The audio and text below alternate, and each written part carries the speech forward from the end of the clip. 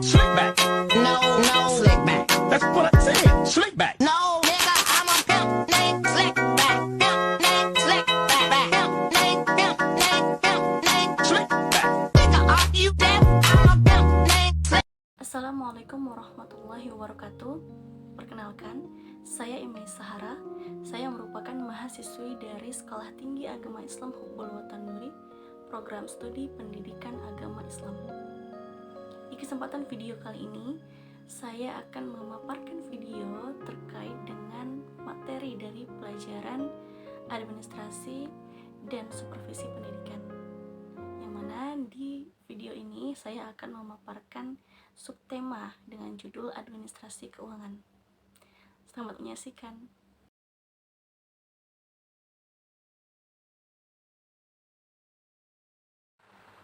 Administrasi keuangan adalah suatu kegiatan yang dilakukan untuk memanajemen atau mengelola keuangan sekolah agar semua kebutuhan atau keperluan dalam sekolah dapat terpenuhi dengan baik, yang dilaksanakan secara bertanggung jawab, jujur, tertib, efektif, dan efisien, sehingga tujuan yang diharapkan dapat tercapai dengan optimal.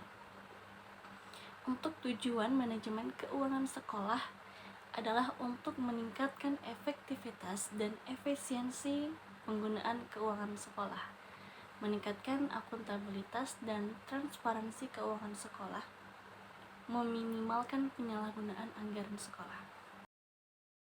Prinsip keuangan dalam sekolah. Prinsip keadilan, maksudnya tidak ada pembedaan dalam memberikan akses pelayanan kepada peserta didik dan tanpa memandang latar belakang, ras maupun agama. Kemudian yang kedua, ada prinsip efisiensi, maksudnya dilakukan dengan cara mengoptimalkan mutu dan layanan pendidikan yang prima.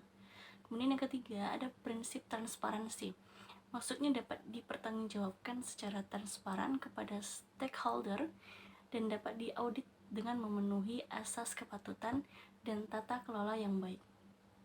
Keempat, ada prinsip akuntabilitas publik, maksudnya kegiatan yang dilakukan penyelenggara pendidikan dapat dipertanggungjawabkan kepada pemangku kepentingan sekolah.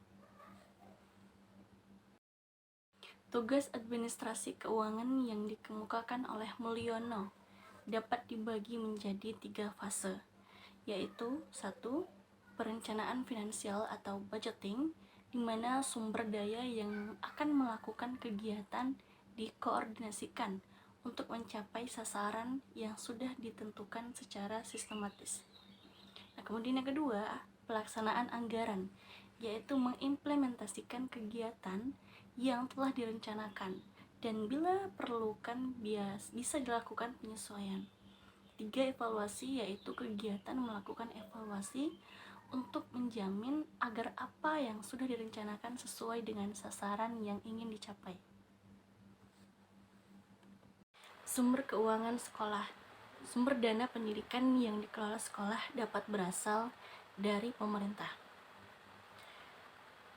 terutama untuk sekolah negeri, dan juga dapat berasal dari kemampuan sekolah dalam mendapatkan dana dari sumber lain. Supriyadi mengemukakan sumber dana pendidikan yang dikelola sekolah dapat berasal dari pemerintah, orang tua siswa, dan masyarakat. Sedangkan dalam Undang-Undang Nomor 20 Tahun 2003 menyebutkan sumber dana pendidikan dapat berasal dari pemerintah, pemerintah daerah, dan juga dapat berasal dari masyarakat.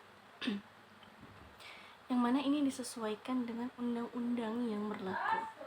Adapun masyarakat yang dimaksud dalam undang-undang ini adalah bisa perseorangan, kelompok, keluarga, pengusaha, organisasi, profesi, maupun organisasi kemasyarakatan. Proses administrasi keuangan. Proses administrasi keuangan sekolah meliputi penyusunan rencana kerja sekolah atau RKS, rencana kegiatan dan anggaran sekolah atau RKAS, dan pertanggungjawaban keuangan sekolah. Muhaimin dan kawan-kawan mengatakan RKS merupakan rencana yang komprehensif untuk mengoptimalkan pemanfaatan segala sumber daya yang ada dan yang mungkin diperoleh guna mencapai tujuan yang diinginkan di masa mendatang.